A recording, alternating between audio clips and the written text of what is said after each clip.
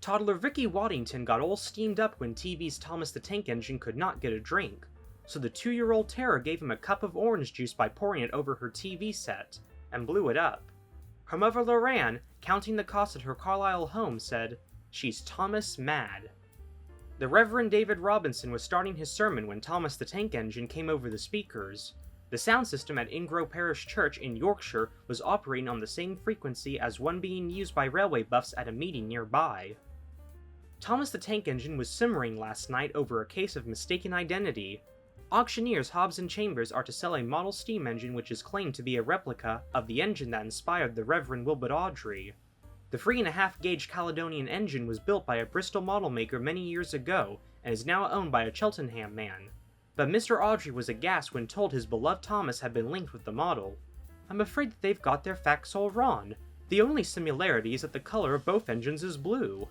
A spokesman for Hobbs and Chambers said, "Oh dear, we have to accept what Reverend Awdry says."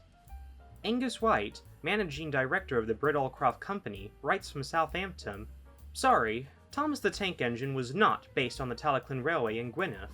The Reverend W. Awdry did write some books about that railway, but not until 1945, a decade after Thomas puffed his way into the nation's heart.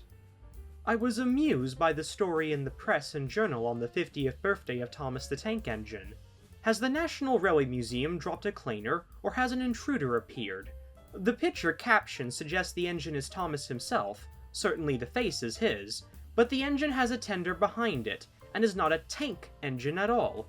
I recall that Thomas, and all other tank engines, had the water tanks either side of the boiler, and the coal in a container on the back of the engine, not in a tender.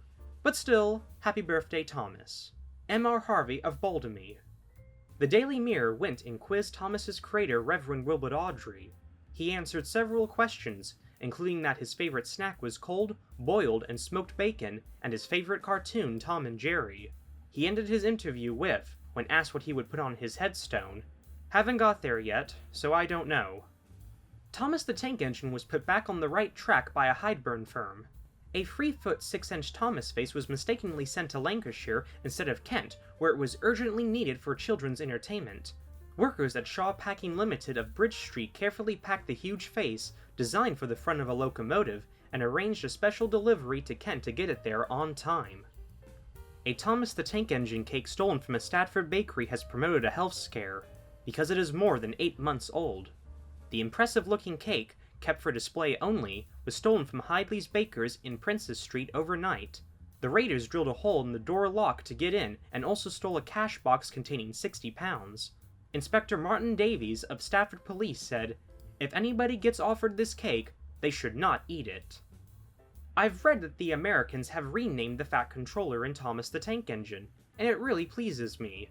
My family have called me the Fat Controller for years now. I've informed them that it is not politically correct, and the correct title is Sir Topham Hatt. Thank goodness for the Americans. R. Thomas of Leicester. Christopher Awdry, while signing books at a Thomas exhibition, did not like how the tank engine was losing his realism and becoming a cuddly toy image. He said, "I cringed the other day when a lady described Thomas as cute. He's not cute. He's a full-size steam locomotive and no more cute than a loaded gun. And what parents would allow their children to play with a gun?"